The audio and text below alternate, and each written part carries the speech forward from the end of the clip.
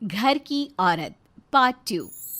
मीना याद है ना आपको, जिसके ससुराल में ससुर और पति कैसे उसका और उसकी सास का अपमान किया करते थे। वैसे तो मीना को नौकरी की इजाजत मिल गई थी, लेकिन मीना, ये क्या है? खाना अभी तक नहीं बना।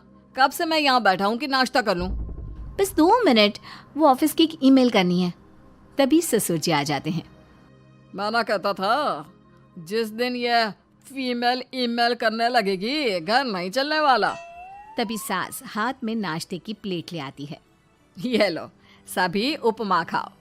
गर्मा गर्म स्वादिष्ट उपमा देखकर वाह माँ जी, 2 मिनट में ये कमाल, क्या बात है।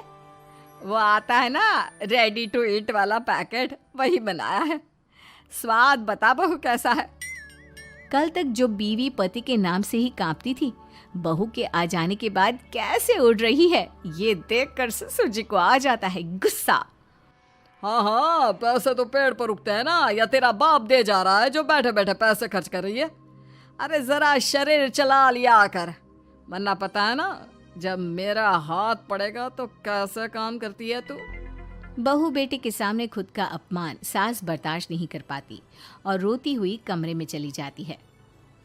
क्या पापा, क्या जरूरत थी माँ से ऐसे बात करने की? सुबह से कुछ नहीं खाया है, अब जब खाना आया तो रुला दिया आपने। चलिए देखते हैं माँ कहाँ गई। मेरी जूती भी ना जाए उस पागल औरत को देखने। अरे क्या गलत कहा मैंने? बस यही ना कि भाई पैसे बचाओ। अरे कमाने बाहर निकले ना, तब पता चले कि कैसे हड्डी गल जाती है। बात तो सही कह रहे हैं पिताजी, माँ को तो बस पैसे उड़ाना आता है। अरे पर माँ ने तो सबके लिए नाश्ता ही बनाया था ना, कौन सा खुद के लिए गहने खरीदे थे। खैर, बहू समझ जाती है कि सारा मामला कमाई का ही है, क्योंकि सास कुछ करती नहीं, कुछ कमाती नहीं, तो ससुर जी उन पर हावी रहते हैं। फिर क्या था, अब थी बारी बहू की। माँ जी, दरवाजा खोलिए, देखिए मैं उपमा लेकर आई हूँ, गर्मा गर्म खा लेते हैं। सास कमरा खोल देती है। सामने खड़ी होती है बहू, हाथ में उपमा की प्लेट लेकर। बहू सास की सूजी आंख देखकर समझ जाती है कि मामला गड़बड़ है। वो बात पलटते हुए कहती है, माँ जी वो आपकी काली साड़ी पर काला ब्लाउज है ना, वो प्लीज मुझे दीजिए। मुझे कल ना काली साड़ी पहनी, लेकिन कोई ब्लाउज ही नहीं है। सास बहू की बात में अपना गम भूल जाती है। हाँ हाँ बहू, क्यों नहीं, वो तो मैंने अपने हाथों से डिजाइन किया था। चल अभी निकाल कर देती हूँ तुझे। सास बहू को ब्लाउज निकाल कर दे देती है। फिर अगले रोज, माँ जी आज तो ऑफिस में कमाल ही हो गया। पता है क्या, सारी सहेलियों ने घेर लिया, पूछ रही थी ब्लाउज कहाँ से खरीदा। मैंने भी बोल दिया मेरी सास ने सिलाया, वो भी खुद डिजाइन करके। ये तो वही बात हो गई कि झोला छाप डॉक्टर की दवाई काम कर गई। अरे बहू, ये तो बस ऐसे ही बना दिया था।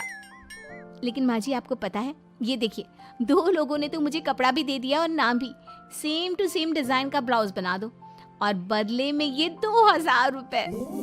हाथ में 2000 देखकर सास की तो आंखें फटी की फटी रह जाती है। अरे बहू, ये तो कमाल ही कर दिया। ये काम तो मैं कल तेरे ऑफिस जाने से पहले ही खत्म कर दूंगी। सच्ची माँ जी, कैसे इतनी जल्दी? अरे बहू, वो बस नाप है ना, उसी के आकार का काट काट कर डिजाइन ही तो देना है। ये तो मेरे बाएं हाथ का खेल है। अगले रोज बहू ऑफिस जाती है और फिर शाम को 2 ब्लाउज ले आती है। अरे बहू, क्या बात है, लेकिन इसकी डिजाइन। बहू फोन में सास को डिजाइन दिखाती है। अरे ये तो बच्चों वाला डिजाइन है, रुक अभी थोड़ी देर में ही दे देती हूँ। सास बहू को कपड़े सिल कर देती और बहू सास को रुपए। फिर एक रोज, माँ जी ये लीजिए कपड़े, लेकिन इसकी सिलाई मैंने ज्यादा ली है। तो क्या है ना, हैवी काम है तो मेहनत ज्यादा लगेगी ना आपको। अरे रहने देती बहू, मैंने कौन सी बुटीक खोली है। बहू को सास की बात में दम लगता है और वो कुछ सोचती हुई निकल जाती है। वो कमरे में बैठी होती है कि उसकी ससुर की जोर जोर से चिल्लाने की आवाज आती है। फिर फिजूल खर्ची। अरे तुम्हारे जैसी बेकार नाकाम काज करने वाली औरत कब पैसे की कीमत समझेगी? क्या जरूरत थी ये मशीन खरीदने की? अरे वो मैंने EMI में ली है, आपको पता है ना कपड़े सिलने का कितना शौक है मुझे। हाँ तो क्या दर्जी बनोगी? लोगों को पकड़ पकड़ कर नाप लोगी? अरे कुछ तो शर्म करो। तभी बहू आ जाती है, उसके हाथ में चाबी होती है। माँ जी ये चाबी, मैंने चौराहे में आपके लिए बुटीक खोला है, पैसा लोन से लिया है तो काम करके आप चुका देना। और हाँ माँ जी, कल उद्घाटन है तो 11 बजे दुकान में पहुँच जाना, पूजा में आपको ही बैठना है। ये सुनकर ससुर जी आग बुबला हो जाते हैं।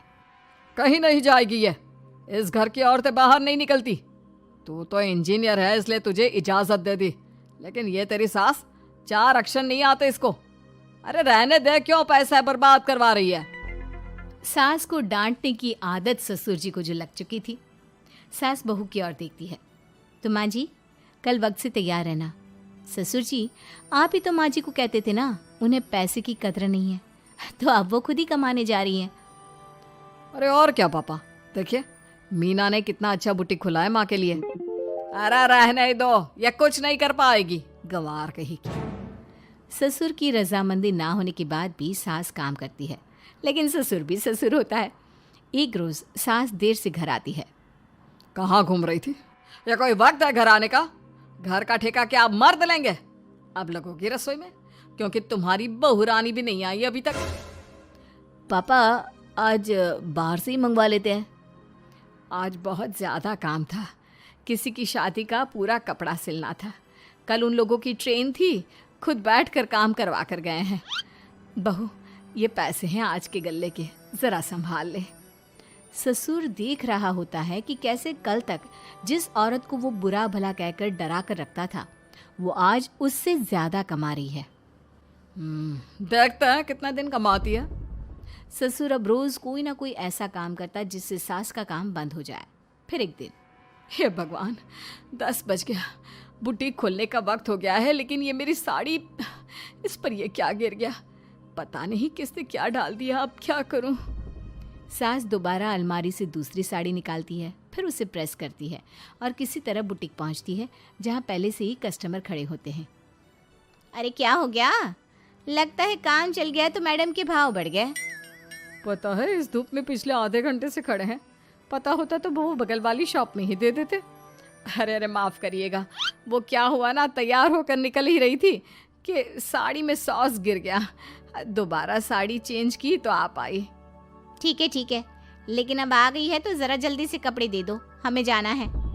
सास को कस्टमर की बात बुरी लगती है, लेकिन क्या करती, वो जल्दी से सभी को सारा सामान देकर विदा करती है। सारा दिन काम करती है। वो निकल ही रही थी कि एक कस्टमर आती है। जी वो मेरी साड़ी है ना शादी की, उसका लहंगा बनवाना है। हाँ हाँ क्यों नहीं, बनवा लो। शादी की साड़ी के साथ इमोशंस जुड़े होते हैं। बिल्कुल सही बोला आपने, परसों मेरी शादी की सालगिरह है तो ज़रा बना देना। अरे नहीं नहीं, इतनी जल्दी कहाँ तैयार होता है शादी का लहंगा, कम से कम 4 दिन तो। देखिए आप 2 दिनों में जितना कमाती है ना वो मैं आपको 1 दिन में दे दूंगी। बस मेरी ये शादी की साड़ी का लहंगा बना दीजिए। सास को भी अब पैसे की लालच आ जाती है। वो सोचती है कि वैसे भी कोई अर्जेंट काम नहीं है तो वो मैनेज कर लेगी। अब ठीक है, नाप दे दीजिए। औरत नाप देकर वहाँ से चली जाती है। सास सोचती है कि घर जाकर रात में काम करेगी। ये सोचकर वो उस औरत की शादी की साड़ी घर ले आती है। वाह, अब काम घर पर भी ले आ रही हो। हाँ लेकिन घबराइए नहीं, घर के काम में कोई असर नहीं होगा। सास घर का काम करती है, बहू के साथ खाना बनाती है, खिलाती है और फिर क्या बात है सासू माँ, बड़ी जल्दी जल्दी काम कर रही हैं आज। सास बहू को सारी बात बताती है। क्यों माँ जी, इतनी भी क्या मेहनत करना। अरे बात सिर्फ पैसे की नहीं है, बल्कि उस बेचारी औरत की इमोशंस की भी थी। ये उसकी शादी की साड़ी है ना। ससुर पास खड़ा सब सुन रहा था। अब देखो, बहुत काम करने का शौक है ना, कैसे भरे बाजार तुम्हारी दुकान खुद तुम बंद करोगी। जब सास पूरी रात काम करके सुबह लेटती है, मौका देखकर ससुर कैंची से साड़ी को काट देता है। अगली सुबह, चलो कल आधा लहंगा सिला था, आज पूरा करके शाम को ही उसे उसका लहंगा सौंप दूंगी। लेकिन ये क्या, सास जैसे ही लहंगा उठाती है, लहंगा तो फटा होता है। वहीं ससुर छुपकर सास को देख रहा था। हाय रे, ये किसने किया? ससुर छुपकर हंस रहा था। बहू देख लेती है और ससुर के पास जाती है। पिताजी, आपसे ऐसी छोटी हरकत की उम्मीद नहीं थी। आप खुद ही दुकान बंद करेगी। ससुर वहां से चला जाता है। सास भी वहाँ आ जाती है। वो समझ जाती है कि उसके पति ने ही साड़ी पर कैंची चलाई है। लेकिन फिर शाम को, जी वो मेरा लहंगा तैयार हो गया? हाँ जी, मैं तो कहती हूँ कि आप एक बार लहंगा पहन कर भी देख ले। औरत लहंगा पहन कर आती है और खूब खुश हो जाती है। अरे ये लहंगा है ना अंकल जी कमाल का, आंटी जी ने बनाया है, बिल्कुल लेटेस्ट डिज़ाइन। औरत सास को ढेर सारे पैसे देकर चली जाती है। लेकिन मैंने तो ये औरतों का फैशन है, कहीं से सिल दो या कहीं से काट दो, फैशन ही होता है।